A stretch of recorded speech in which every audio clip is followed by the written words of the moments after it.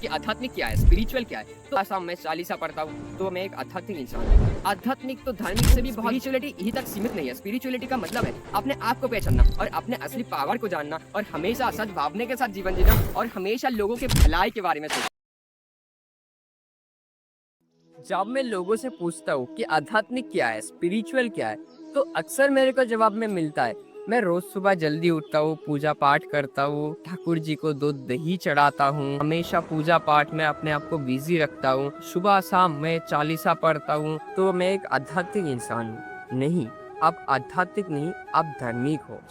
आध्यात्मिक तो धार्मिक से भी बहुत बड़ा नहीं, स्पिरिचुअलिटी यही तक सीमित नहीं है। स्पिरिचुअलिटी का मतलब है अपने आप को पहचानना और अपने असली पावर को जानना और हमेशा सद्भावना के साथ जीवन जीना और हमेशा लोगों के भलाई के बारे में सोचना।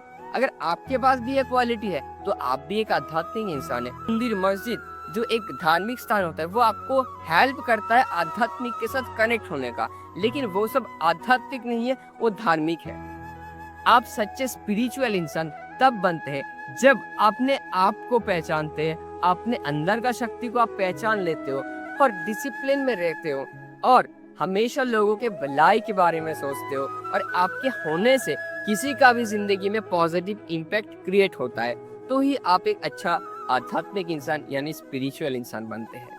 मदर टेरेसा, स्वामी विवेकानंद, श्री श्री रविशंकर जी, गौतम बुद्धा जी, वो सभी लोग आध्यात्मिक है, क्योंकि आप देखोगे ना उनके लाइफ का स्टोरी को, वो हमेशा दूसरों की खुशी के लिए जिए हैं, दूसरे के भलाई के बारे में सोचे हैं, ठीक है, और हमेशा खुद को समर्पित कर दिया है लोगों की भलाई करने के लिए, दुनिया का भलाई करने के लिए। वो लोग एक धार्मिक इंसान के साथ साथ एक स्पिरिचुअल इंसान भी है। आप भी एक आध्यात्मिक यानी स्पिरिचुअल इंसान हो। इसका कारण क्या है? आपने जाने अनजाने में कहीं ना कहीं किसी दिन तो किसी का भला किए हो, बट आपके अंदर जो ये भावना है इसको और ज्यादा बढ़ाने का जरूरत है, तब भी आप पूरी तरह से एक आध्यात्मिक इंसान बन सकते हो।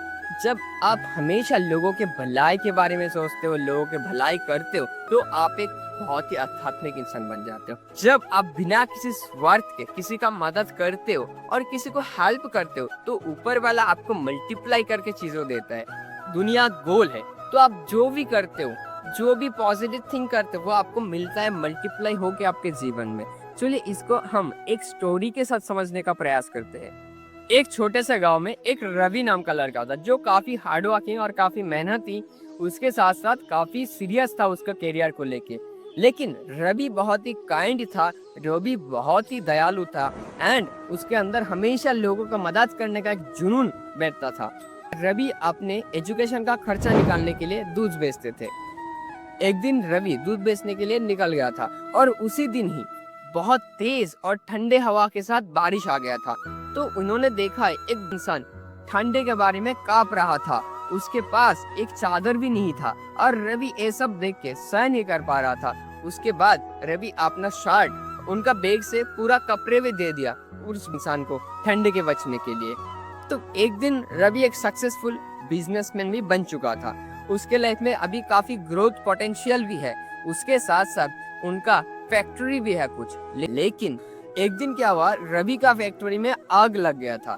उसके बाद रवि का बहुत करोड़ों का नुकसान हो गया था, ठीक है। उसके बाद रवि बहुत ही डिप्रेशन में और एंजाइटी में रहा करता था।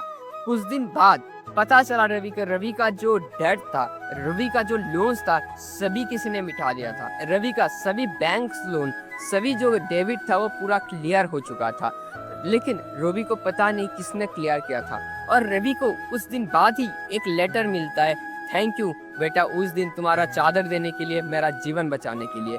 वो इंसान और कोई नहीं था, वो इंसान वही था जिस दिन रवि ने बारिश से बचाया था उस इंसान को।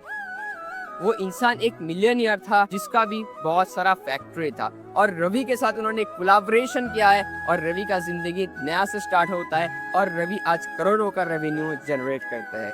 तो हमेशा लोगों का मदद करने का टेंडेंसी रखिए और चेहरा में मुस्कुराहट बना के रहिए, तो लाइफ में काफी ग्रोथ कर सकते हो। वीडियो को अच्छा लगा तो चैनल को सब्सक्राइब करके रख दीजिए। ऐसे ही हैप्पीनेस और ऐसे ही नॉलेजेबल वीडियो के लिए चैनल को सब्सक्राइब कर सकते हैं।